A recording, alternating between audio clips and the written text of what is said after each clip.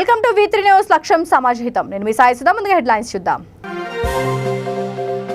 తెలంగాణ రాష్ట్రం ఏర్పడిన తర్వాతనే ఘనంగా బోనాల ఉత్సవాలు. మంత్రి తలసాని శ్రీనివాస్ యాదవ్ వెల్లడి.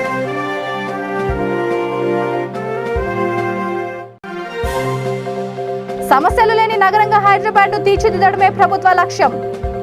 రాష్ట్ర ప్రభుత్వ ప్రధాన కార్యదర్శి శాంతి కుమారి స్పష్టీకరణ.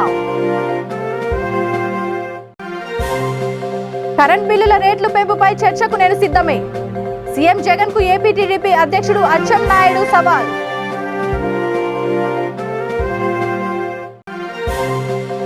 మహిళపై యాసిడ్ దాడి ఘటనలో 3 నిందితుల అరెస్ట్. 24 గంటల్లోనే ఛేదించామని వెల్లడించిన ఏలూరు జిల్లా ఎస్పీ మేరీ ప్రశాంతి. ఇక డీటెయిల్స్ చూస్తే, తెలంగాణ రాష్ట్రం ఏర్పడిన తర్వాతనే ఘనంగా బోనాల ఉత్సవాలు నిర్వహించుకుంటున్నామని మంత్రి తలసాని శ్రీనివాస్ యాదవ్ అన్నారు. సికింద్రాబాద్ బోనాల ఉత్సవాల ఏర్పాట్లపై మహంకాళి ఆలయం వద్ద ఆయన సమీక్ష నిర్వహించారు. ఈ సందర్భంగా ఆయన మాట్లాడుతూ, ప్రత్యేక రాష్ట్రం ఏర్పడిన తర్వాత బోనాల ఉత్సవాలను రాష్ట్ర పండుగగా ముఖ్యమంత్రి కేసీఆర్ ప్రకటించారని అన్నారు. ఈ ఏడాది బోనాల సందర్భంగా లక్షలాది వచ్చే భక్తులు ఎలాంటి అసౌకర్యాలకు గురికాకుండా ప్రభుత్వం ఆధ్వర్యంలో అన్ని ఏర్పాట్లు చేస్తున్నామని తెలిపారు. ఉమ్మడి రాష్ట్రంలో బోనాల ఉత్సవాలకు అరకొర ఏర్పాట్లు జరిగేవని వ్యాఖ్యానించారు. ప్రైవేట్ దేవాలయాలకు 15 కోట్ల రూపాయల ఆర్థిక సాయం అందిస్తున్నామని అన్నారు. రాష్ట్రంలో ఏ రాష్ట్రంలోనూ ప్రైవేట్ ఆలయాలకు ప్రభుత్వ ఆర్థిక సాయం ఇవ్వడం లేదని అన్నారు.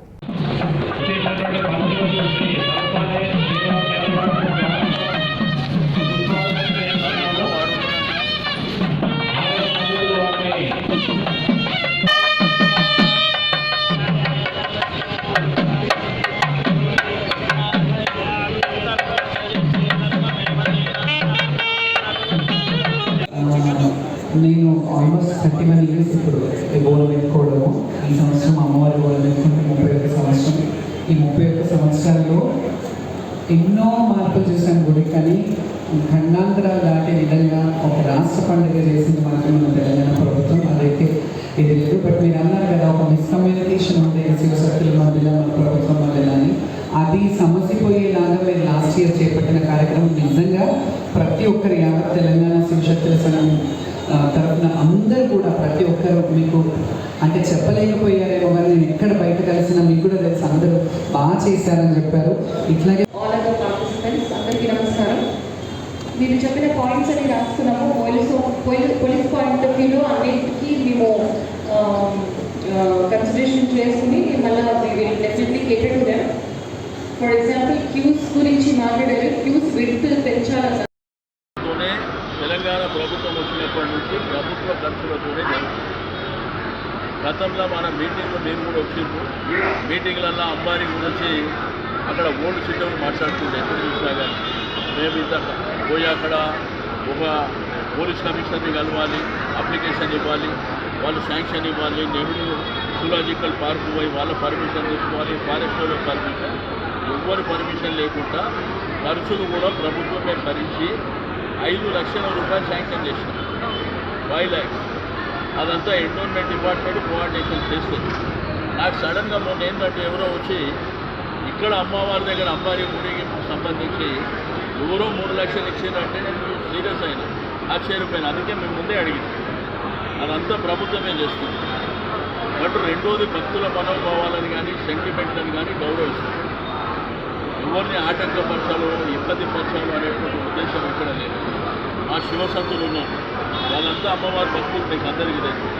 అందుకే వాళ్ళు ఏంటంటే ప్రతి టైంలో ఇబ్బంది పడకుండా మధ్యాహ్నం 1 గంట నుంచి 3 గంటల వరకు వాళ్ళకు అవకాశం కల్పిస్తున్నారు. ఇక్కడ ఏంటంటే దేవాలయం అనేది అందరూ భక్తుల మనోభావాలను గౌరవించడం అనేది ప్రధానమైనటువంటి. కాబట్టి ఎవరిని కూడా ఇక్కడ రాజకీయాలు లేవు, రాజకీయాలకు అతీతంగా జరుగుతాయి. అందరూ మనల్ని నేను అందుకే మా ఆర్గనైజర్ చెప్తా, ఇక్కడ దగ్గర లక్షలాది మంది బయటికి వస్తే వాళ్ళకి సేవ చేయడం అంతకంటే గొప్ప ఏముంటుంది. మనం ముందు పోయి గుళ్ళో కూర్చుందాం, మనం ముందు పోయి గుళ్ళో ఉందాం అనేటువంటి భావన కంటే వచ్చిన వాళ్ళకి సేవ చేస్తే అంతకంటే మనకు అమ్మవారి ఆశీస్సులు గొప్పగా ఉండవు. అంతకంటే మనకు చేయవలసింది ఏముండదు. దేవాలయానికి, ప్రైవేటు దేవాలయానికి వారికి ఆర్థికంగా సహకారం ఒక 15 కోట్ల రూపాయలు ఇచ్చేది భారతదేశ చరిత్రలో ఎక్కడ జరగదు.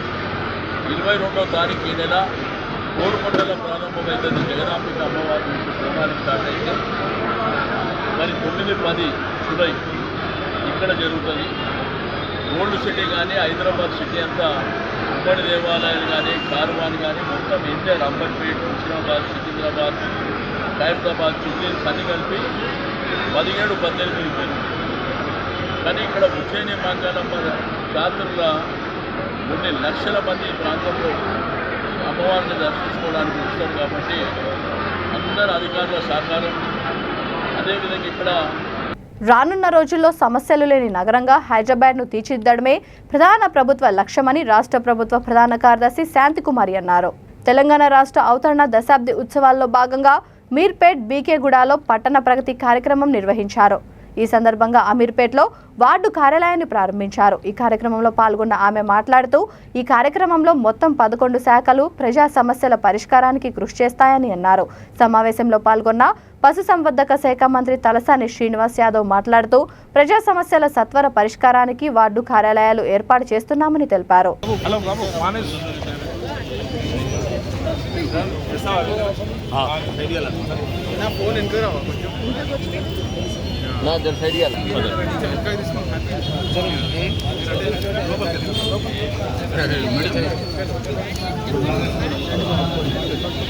కొంచెం జరుగురానా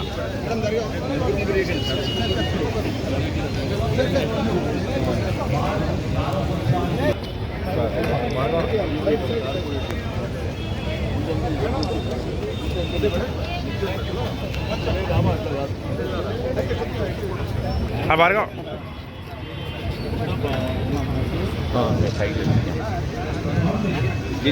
hello DC sir, hello DC sir.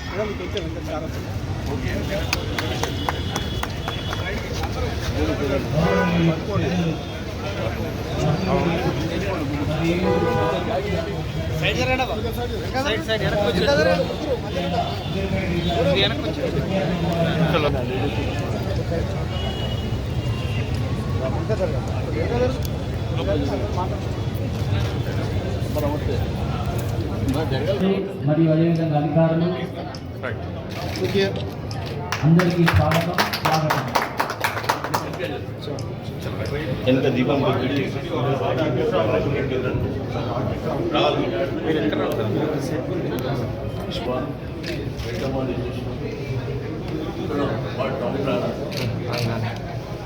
గారు ఏమండాలి అలాంటి మరి సత్కరిస్తున్నారు. వారు చేసిన సేవకి వారు ప్రోత్సాహంగా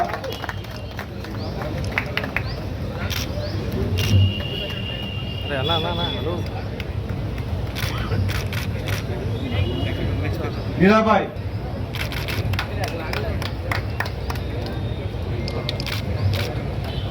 శివరాములు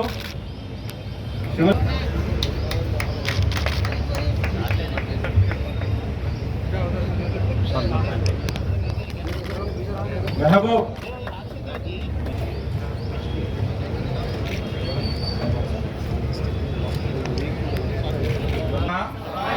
సలాం అమ్మ అన్న అన్న థ్యాంక్ యూ వెరీ మచ్. అందరికీ కూడా నా శుభాకాంక్షలు. సో ఈరోజు మనందరికీ తెలుసు 15వ ప్రగతి కార్యక్రమానికి కేటాయించడం జరిగింది. రాష్ట్రం అంతటా అన్ని 142 అర్బన్ లోకల్ బాడీస్, కార్పొరేషన్స్ కానివ్వండి, మున్సిపాలిటీస్ కానివ్వండి, జిహెచ్ఎంసీ కానివ్వండి, అంతటా కూడా పట్టణ ప్రాంతాల్లో రాష్ట్రం సాధించిన ప్రగతి, ఈ 9 సంవత్సరాల్లో సాధించిన ప్రగతి గురించి ప్రజలందరితో మమేకమై ఒక పండుగలాగా జరుపుకుంటున్నారు. ఆ సందర్భంగా ఈరోజు ఇక్కడ ఈ కార్యక్రమంలో పాల్గొనడం నాకు కూడా చాలా సంతోషంగా ఉంది. ఈ సందర్భంగా ఇంతకుముందు పట్టణ ప్రాంతాలంటే ముఖ్యంగా తెలంగాణలో పట్టణ ప్రాంతాలు అనూహ్యంగా పెరిగి చాలా ర్యాపిడ్ అర్బనైజేషన్ జరగడం వల్ల ఇక్కడికి ప్రజలంతా కూడా వచ్చి చేరటంతో ఈ పట్టణ ప్రాంతాల్లో ప్రత్యేకమైన అభివృద్ధి కార్యక్రమాలు చేపట్టాలన్న ఉద్దేశంతో అయితే ఈ వార్డు ఆఫీస్ వల్ల ప్రజల విధంగా వార్డు కార్యాలయం, వార్డు ఆఫీస్ అంటే గతంలో ఉన్న మున్సిపల్ వార్డు కార్యాలయం కాదు. ఇప్పుడు ఇందులో ఏంటంటే మనకు ప్రజలకు సంబంధించినటువంటి పౌర సేవలు అందించడానికి మీకు మున్సిపల్ కానివ్వండి, metro water works, electricity, entomology, దీంతో పాటు శానిటేషన్ కానివ్వండి, ఇట్లా 11 డిపార్ట్మెంట్లు ఉంటాయి ఇక్కడ. ఈ అడ్మినిస్ట్రేటివ్ ఆఫీసర్ చూస్తే కూర్చోమ్మా ఆయన ఆధ్వర్యంలో. అంటే ఇప్పుడు మన అవసరాల కోసం వేరే వేరే డిపార్ట్మెంట్ల దగ్గరికి తిరగవలసిన అవసరం లేదు. ఇక్కడ కంప్లైంట్ ఇస్తే చాలు, అన్నీ అందులోకే వస్తాయి. ఇదే మన గౌరవ ముఖ్యమంత్రి గారి గొప్ప ఆలోచన. ఈ దేశంలో ఎక్కడ లేదు. ఇది మనకు ఫస్ట్ టైం. టీడీపీ హయాంలో కరెంట్ బిల్లుల రేట్లు పెరిగాయా, వైసీపీ హయాంలో ఛార్జీలు పెరిగాయో చర్చకు సిద్ధమా అని తెలుగుదేశం పార్టీ ఏపీ అధ్యక్షుడు కింజారపు అచ్చెన్నాయుడు సీఎం జగన్మోహన్ రెడ్డికి సవాల్ విసిరారు. ఎన్టీఆర్ జిల్లా చందర్లపాడు మండలం పొక్కునూరులో జరిగిన సభలో ఆయన మాట్లాడుతూ కరెంట్ బిల్లుల రేట్ల పెంపుపై తాను నిరూపిస్తానని, తాను చెప్పింది తప్పని నిరూపిస్తే రాజకీయ సన్యాసం తీసుకుంటానని స్పష్టం చేశారు. రాష్ట్రంలో మరోసారి జగన్ను గెలిపిస్తే బతుకు తెరువు కోసం ఇక్కడి ప్రజలు తెలంగాణకు వలస వెళ్లడం ఖాయమని వ్యాఖ్యానించారు. రాష్ట్రాన్ని జగన్ సర్వనాశనం చేశారని ఆరోపించారు. జగన్ అవినీతి పరుడని, పంచభూతాలను సైతం దోచుకున్నారని ధ్వజమెత్తారు. జగన్ తాత ముత్తాతలు అనంతపురంలో అడుగు తిన్నారని, కడప కడపకు వచ్చి రౌడీయిజం చేసి సంపాదించారని ఆరోపించారు. కేంద్ర మంత్రి అమిత్ షా, నడ్డా బహిరంగంగా జగన్ అవినీతి పరుడని చెప్పినా జగన్కు ఉలుకు పలుకు లేదని ఎద్దేవా చేశారు. 3 రోజుల తర్వాత సజ్జల వచ్చి ఎందులో సీఎం దోచుకున్నారో చెప్పాలని మీడియా సమావేశం పెట్టడం సిగ్గుచేటని అన్నారు. కిడ్నీ రోగులు 3 పూటలు అన్నం పెట్టే అన్నా క్యాంటీన్, ఎవరికి కష్టం వచ్చినా, ఎవరికి సుఖం వచ్చినా, ఎవరికి ఇబ్బంది వచ్చినా ఒక్క ఫోన్ చేస్తే నేనున్నానని 1 సంవత్సర కాలంగా మనకి అన్ని విధాలు ఆదుకుంటున్నటువంటి కేసినేని శివనాథ్ గారికి కూడా మనందరం గౌరవించాలి. ఆయన సేవల్ని మనం గుర్తించాలని ఈ సందర్భంగా తెలియజేస్తూ, ఈరోజు తంగిరాల ప్రభాకర్ గారి యొక్క 9వ వర్ధంతి, ఆయనకి ఘనమైనటువంటి నివాళులు అర్పిస్తూ ఆయన ఆత్మకి శాంతి కలగాలని, మీ అందరి ఆశీస్సులు సోదరిమణి సౌమ్య మీద ఉండాలని, రేపు అత్యధిక మెజార్టీతో ఈ రాష్ట్రంలోనే గెలవడం కష్టం కాదు, గెలిచినట్టుగా ఈ రాష్ట్రంలో అన్ని నియోజకవర్గాల కంటే ఎక్కువ మెజారిటీ నందిగాంలో సౌమ్య గారికి ఇచ్చి గెలిపించాలని మీ అందరికీ కోరుతూ, మీ గ్రామం వచ్చినప్పుడు ఎంతో ప్రేమతో అభిమానంతో స్వాగతం పలికారు. మీ అందరికీ మరొకసారి అభినందనలు తెలియజేస్తూ సెలవు తీసుకుంటున్నాం. ఏపీలో సంచలనం రేకెత్తించిన మహిళపై యాసిడ్తో దాడి చేసిన దుండగులను 24 గంటల్లోనే ఎంతో చాకచక్యంగా ఏలూరు జిల్లా పోలీసు యంత్రాంగం అరెస్ట్ చేసింది. ఈ కేసుకు సంబంధించి వివరాలను ఏలూరులోని జిల్లా పోలీస్ కార్యాలయంలో ఏర్పాటు చేసిన మీడియా సమావేశంలో జిల్లా ఎస్పీ మేరీ ప్రశాంతి వెల్లడించారు. ఏలూరు విద్యానగర్లో ఎడ్లా ఫ్రాన్సికపై యాసిడ్ దాడికి పాల్పడిన 3 నిందితులను అరెస్ట్ చేశామని అన్నారు. వీరిపై బలమైన సాక్ష్యాధారాలను సేకరించి కఠినమైన శిక్షలు పడే విధంగా 15 రోజులలో ఛార్జ్షీట్ తయారు చేసే విధంగా ప్రణాళిక సిద్ధం చేస్తామన్నారు. వీరిపై నిఘా కోసం రౌడీ షీట్లను తెరవాలని సంబంధిత అధికారులకు ఆదేశాలు జారీ చేశామన్నారు. కాగా అత్యంత సంక్లిష్టమైన ఈ కేసును 24 గంటల లోపు ఛేదించినందుకు అధికారులు సిబ్బందిని అభినందిస్తూ రివార్డులను అందజేశారు.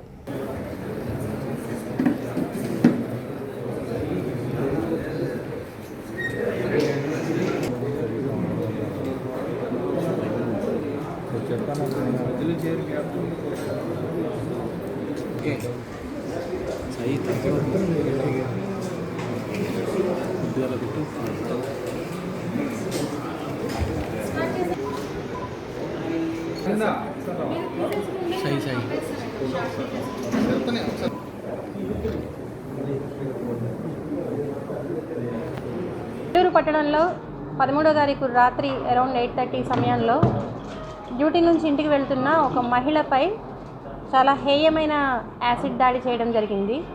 ఆ ఇన్ఫర్మేషన్ వచ్చిన వెంటనే మనం హాస్పిటల్కి వెళ్ళడం జరిగింది. డీజీపీ గారికి సమాచారం చెప్పిన వెంటనే డీజీపీ సార్, డిఐజీ సార్ని నన్ను పర్సనల్గా మొత్తం మానిటర్ చేసి అదంతా డిటెక్ట్ చేయమని ఆదేశించడం జరిగింది. ఆ రోజు రాత్రి బాధిత మహిళను పరామర్శించడం జరిగింది. యాసిడ్ దాడి వల్ల అమ్మాయి కంట్లోకి అప్పటికే యాసిడ్ ఎడ్డిపోయింది కాబట్టి కొంచెం ఐ డ్యామేజ్ స్టార్ట్ అయింది కాబట్టి బెటర్ ట్రీట్మెంట్ కోసం ఇమ్మీడియట్గా విజయవాడ జీజీహెచ్కి తరలించడం జరిగింది. అక్కడ నుంచి ఆ ఐ ఏదైతే డ్యామేజ్ అయిందో దాన్ని సర్జరీ చేయడం కోసము, ఇంకా సూపర్ స్పెషలైజ్ ట్రీట్మెంట్ కోసము ఉన్నతాధికారుల ఆదేశాల మేరకు మణిపాల్ హాస్పిటల్ కూడా షిఫ్ట్ చేయడం జరిగింది. ఇప్పుడు ఆ బాధిత మహిళ స్టేబుల్గా ఉంది. లెఫ్ట్ ఐ సర్జరీ కంప్లీట్ అయింది.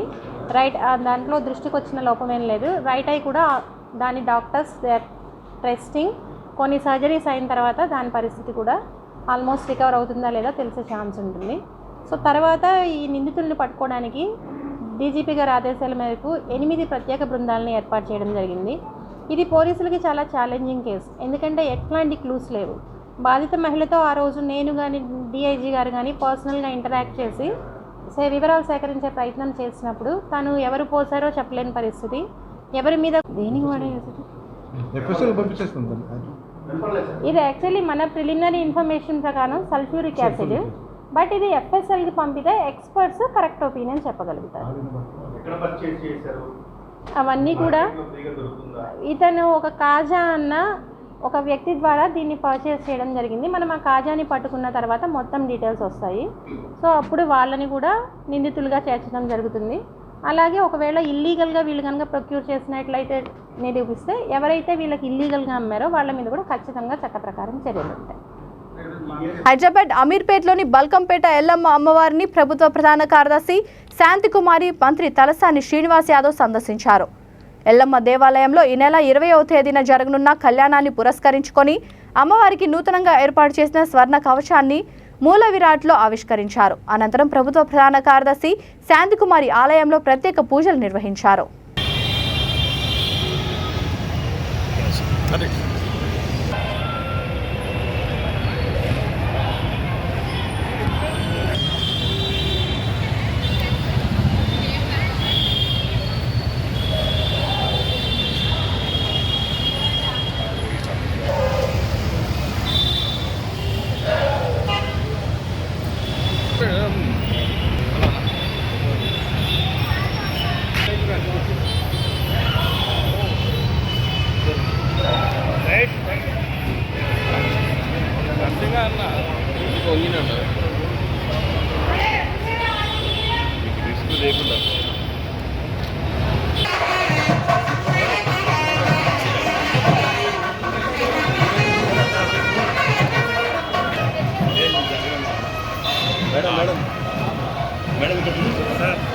మేడం గారు ఇక్కడ చూడరా.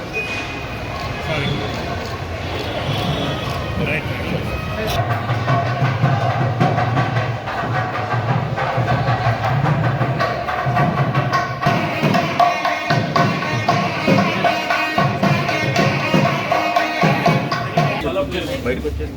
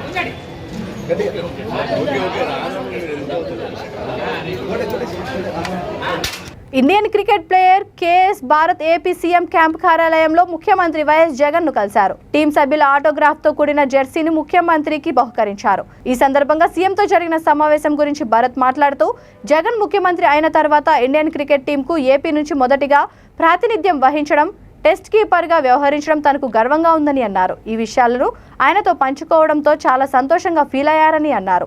దేశం గర్వపడేలా రాష్ట్ర పేరు ప్రతిష్టలు నిలబెట్టాలని తనకు సూచించారని అన్నారు.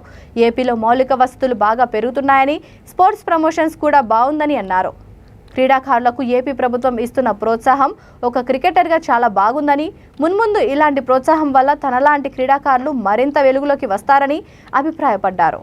సో ఇండియా ఆడిన జగన్ సార్ సీఎం అయిన తర్వాత first person to play for India, represent and take test cap. So నాకు అది చాలా ప్రౌడ్ మూమెంట్. సో అది షేర్ చేసుకోవడం జరిగింది.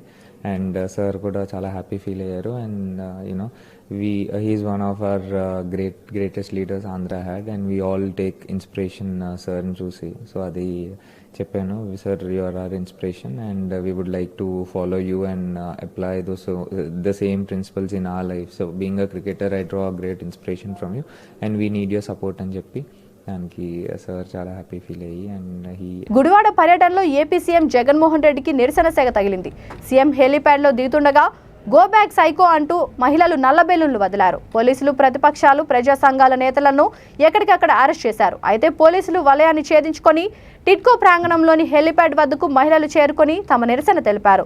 తొలగించిన 1600 మంది టిడ్కో లబ్ధిదారులకు ముఖ్యమంత్రి సమాధానం చెప్పాలని డిమాండ్ చేశారు. మౌలిక వసతులు లేకుండా సీఎం ప్రారంభించిన ఇళ్లలో ఎలా నివాసం ఉంటారని ప్రశ్నించారు. ఎలక్షన్ నిమిత్తంగా వస్తున్నావా? ఇక్కడ ఉత్త అడావుడులు చేసి ప్రజాధనం 5 కోట్ల రూపాయలు వృధా చేసి దేనికి వస్తున్నావు? ఊరికే ప్రజలకి కళ్ళబొల్లి మాటలు చెప్పడానికి నువ్వు గుడివాడ వచ్చావా? కనీసం గుడివాడలో వచ్చి అక్కడైతే కనీసం పరదాలతోనన్నా తిరిగేవాడివి. గుడివాడలో ఎక్కడన్నా తిరిగే దమ్ముందా నీకు?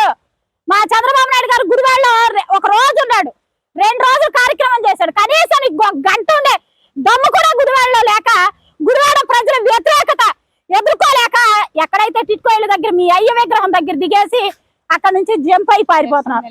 ఇదే బాహుబలి ప్రభాస్ నటించిన ఆది పురుష్ సినిమా విడుదలైంది. దాదాపు 7000 స్క్రీన్ల ద్వారా ఈ సినిమాను విడుదల చేశారు. సినిమా హిట్ టాక్ రావడంతో అభిమానుల ఆనందానికి హద్దులు లేకుండా పోయింది. ఎక్కడ చూసినా సందడి వాతావరణం నెలకొంది. విజయవాడలోని దాదాపు అన్ని థియేటర్లలో కూడా ఆది పురుష్ ఉదయం ఆటతో ప్రారంభమైంది. ప్రతి థియేటర్ వద్ద కోలాహలం నెలకొంది. అభిమానుల అంచనాలకు మించి సినిమాను హిట్ టాక్ రావడంతో ఎక్కడికక్కడ అభిమానులు తమ అభిమాన హీరోకి పాలాభిషేకాలు నిర్వహించారు. గాంధీనగర్ రాజీవ్ రాజ్ థియేటర్ వద్ద అభిమానులు చిందులు వేసి తన అభిమానాన్ని చాటుకున్నారు.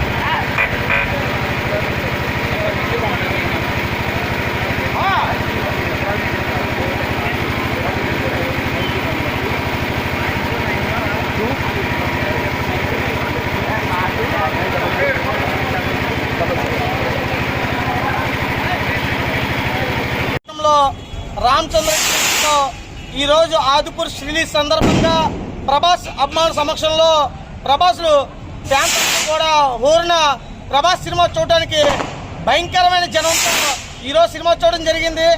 జై శ్రీరామ్ జై శ్రీరామ్ అనే నినాదంతో ముందుకు సాగుతూ ప్రభాస్ ఇంతకీ మంచి కుటుంబ చిత్రాలు చేయాలని ఇంతకు ముందుకి ఇంకా మంచి ప్రభాస్ ఇంకా మంచి చలనచిత్రాలు చేసి ప్రభాస్ అభిమానులందరూ కూడా ఊపిరి పోయాలని ఈ వేదిక ద్వారా విజ్ఞప్తి చేసుకుంటూ ఈరోజు రామచంద్ర థియేటర్లో కేక్ కట్ చేసి మందుగుండు సామాగ్రితో అత్యంత ఘనంగా ఈరోజు ఆదిపురుషు ఘనంగా చిత్రం అనకాపల్లి వేయడం జరిగింది.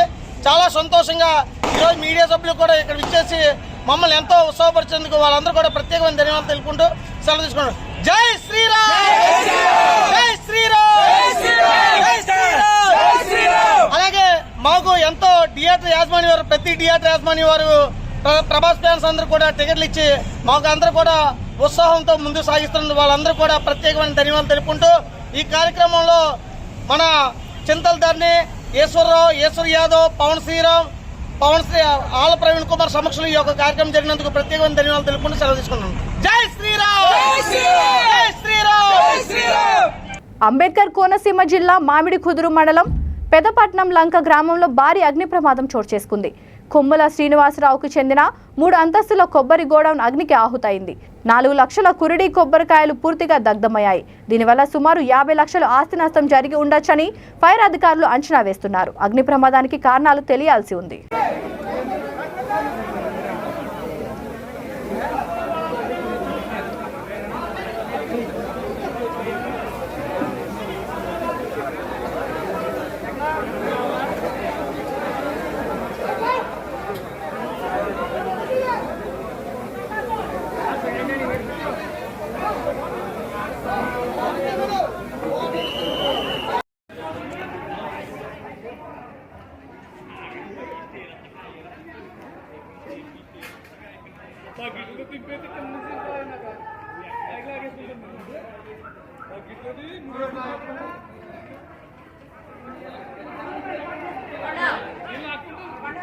కుత్బుల్లాపూర్ నియోజకవర్గంలోని 129వ డివిజన్లో కార్పొరేటర్ మంత్రి సత్యనారాయణ డివిజన్ కార్యాలయాన్ని ప్రారంభించారు. ఈ కార్యక్రమంలో వార్డు కార్యాలయం సిబ్బంది, బీఆర్ఎస్ నాయకులు, కార్యకర్తలు అధిక సంఖ్యలో పాల్గొన్నారు.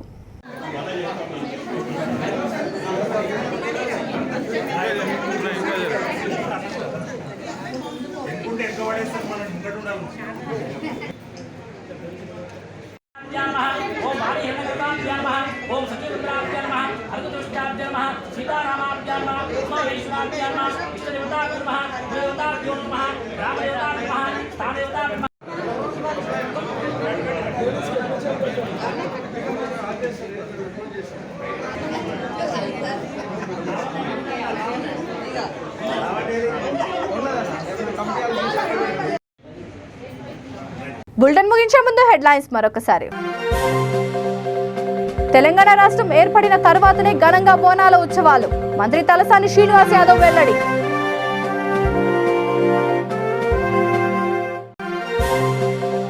సమస్యలు లేని నగరంగా హైదరాబాద్ ను తీర్చిదిద్దడమే ప్రభుత్వ లక్ష్యం, రాష్ట్ర ప్రభుత్వ ప్రధాన కార్యదర్శి శాంతి కుమారి స్పష్టీకరణ.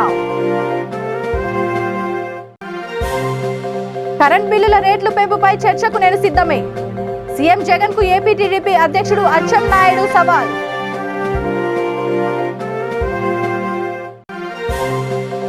మహిళపై యాసిడ్ దాడి ఘటనలో 3 నిందితుల అరెస్ట్, 24 గంటల్లోనే ఛేదించామని వెల్లడించిన ఏలూరు జిల్లా ఎస్పీ మేరీ ప్రశాంతి. ఈ బులెటిన్ ఇంతతో సమాప్తం. మరొక బులెటిన్తో మళ్ళీ కలుద్దాం. అంతవరకు చూస్తూనే ఉండండి V3 న్యూస్, లక్ష్యం సమాజహితం.